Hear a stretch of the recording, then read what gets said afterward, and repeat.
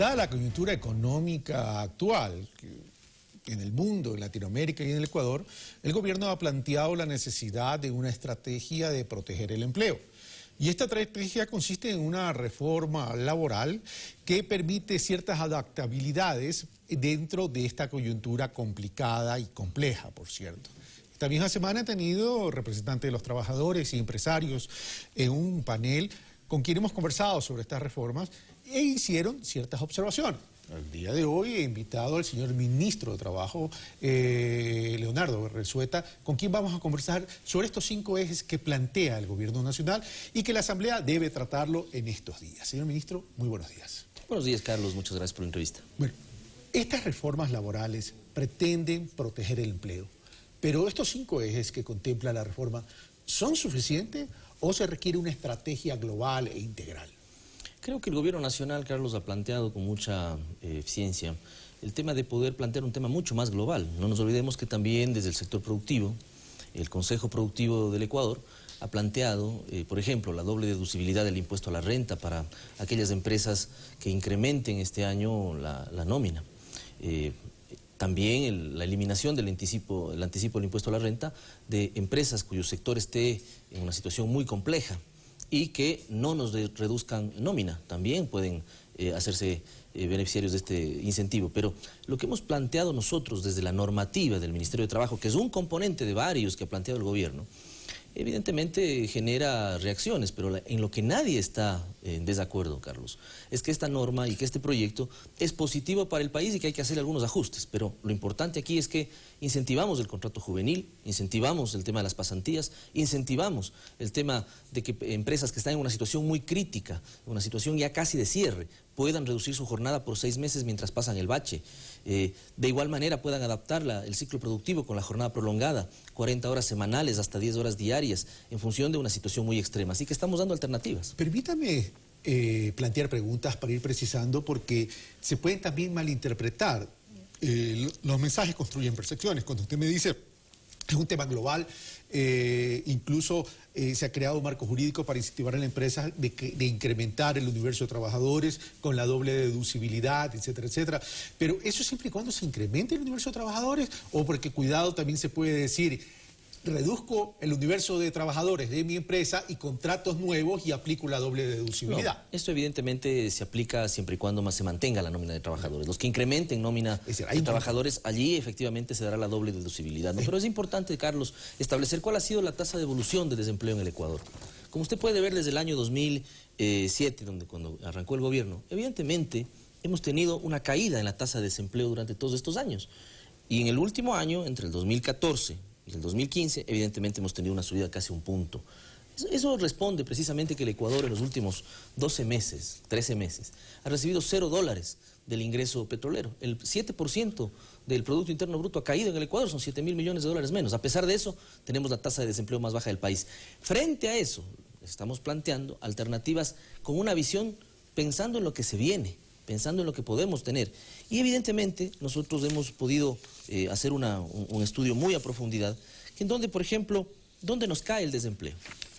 Aquí, en el sector microempresarial, en el sector de la pequeña empresa. Hemos perdido 36.000 empleos en las microempresas, 20.000 empleos en las pequeñas empresas, y en la mediana y gran empresa se ha incrementado en 25.000. Es acá donde estamos atacando el problema, en las pequeñas y microempresas.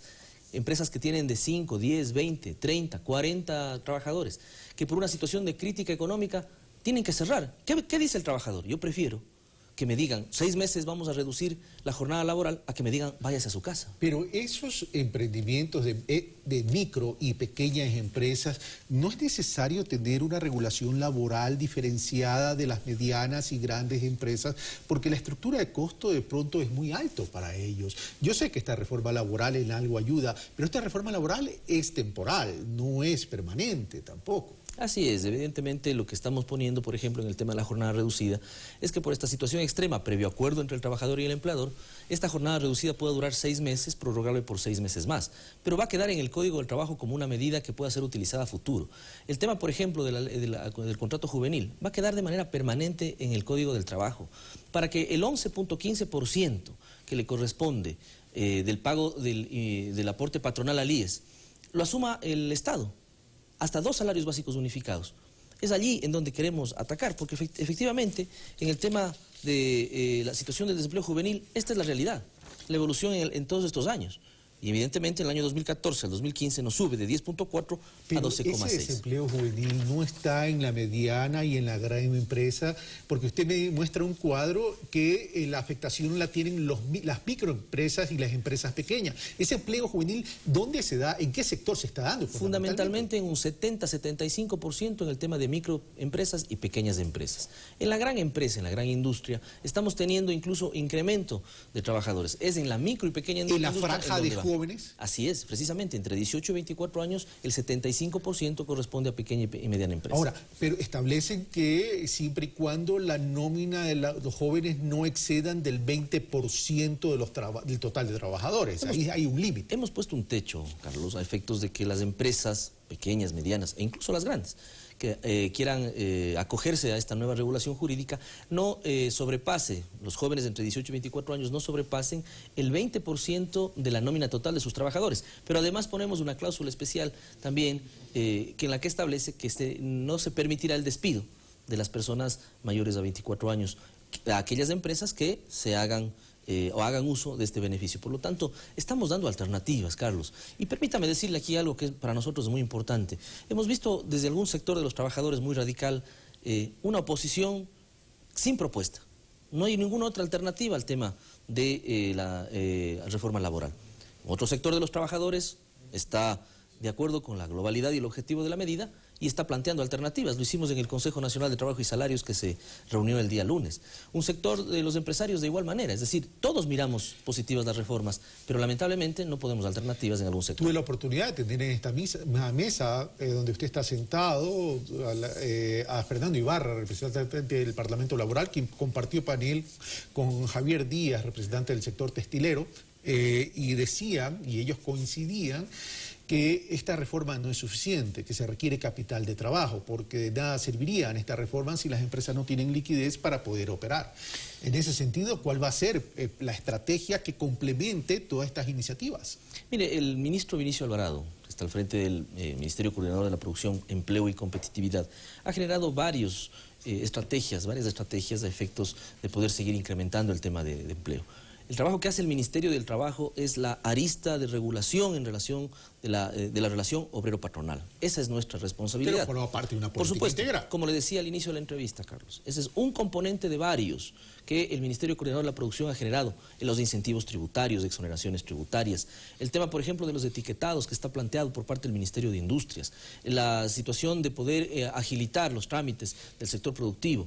Es decir, no queremos que más empresas cierren o que más empresas desvinculen trabajadores. Lo que queremos es que todos generemos un gran acuerdo por el empleo. El Ecuador en estos momentos necesita que llevemos a la patria en el pecho, Carlos, y que podamos crear un gran acuerdo por el empleo que beneficie a trabajadores, a empleadores y por supuesto al gobierno evitar que la tasa de desempleo no se incremente. Esa parte me queda clara, pero el tema de inyectar capital de trabajo a través de la banca pública, a través de la banca privada, es necesario. Es decir, se le pide a los empresarios que se pongan la mano en el pecho, la camiseta de patriota, pero ¿qué pasa con el sistema financiero nacional? Que está siendo conservador en este momento, producto de la coyuntura, pero también es necesario que impulsen en términos de liquidez. Yo sé que no es una competencia suya, pero forma parte de una política integral. Debería formar parte de una política integral. Por supuesto, y lo hemos debatido con el señor presidente de la República. El Consejo de la Producción, liderado por Vinicio Alvarado, ha establecido en este caso el rol de la empresa pública, del rol de la banca pública en el apoyo a las empresas. En ese sentido existe, por supuesto, algunas restricciones dada la caída de 7 puntos del PIB. Es decir, tenemos que ser realistas también en la situación económica del país, pero eso no quiere decir que la banca pública, Corporación Financiera Nacional, Ban Ecuador, etcétera, puedan comenzar a inyectar capital en las empresas. Y por supuesto se ha generado ya toda una hoja de ruta en varios consejos consultivos empresariales que se ha dado y en los que personalmente he estado, en Cuenca, en Manta, en Machala, en donde efectivamente ha existido esta apertura para canalizar el tema de inyectar capital a estas empresas, que va de la mano con esta reforma en la relación obrero-patronal, que va de la mano con el tema de los incentivos tributarios, la parte tributaria. Es decir, es toda una estrategia integral que el presidente de la República la ha delineado y se ha preocupado personalmente de que sea efectivamente plasmada, ¿no? Pasemos al tema del seguro de desempleo. El seguro de desempleo se financia en parte con el tema de lo que son los fondos de cesantía y otro porcentaje va a un fondo de acumulación individual. ¿Qué sustento técnico tiene este seguro de desempleo en un horizonte de tiempo, considerando que puede ser una coyuntura económica importante que tiene impacto en el tema del desempleo?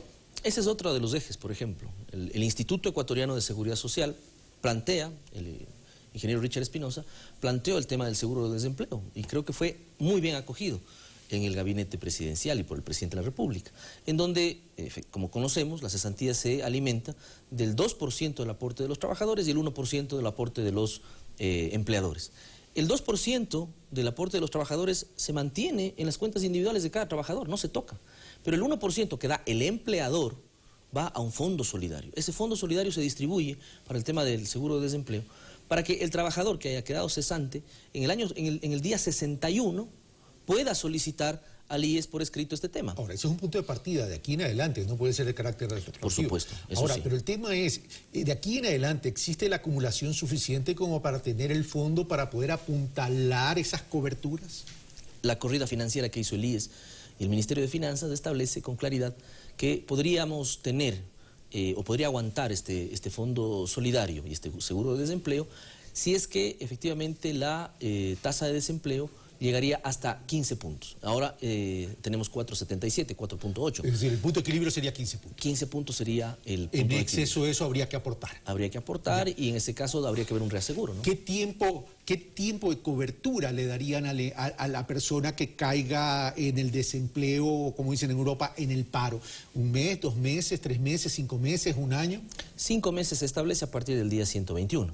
En el día 61 hago uso del derecho. Al siguiente mes, en el día 121, ya recibo mi primer salario, entre comillas, de la tasa de desempleo, que es el 70% del promedio de los 12 últimos meses en salario del trabajador. 70, 65, 60, 55 y 50. Y llega hasta el 50% durante el 50%. Así es, está plenamente financiado. Se supone que los primeros meses puede subsistir con la liquidación producto del despido. En los 2 primeros meses, lo que hace el trabajador efectivamente es subsistir con esa liquidación y en el tercer mes, precisamente, ya hacer uso de esa tasa de desempleo. Señor ministro, muchas gracias. Muchas gracias a usted.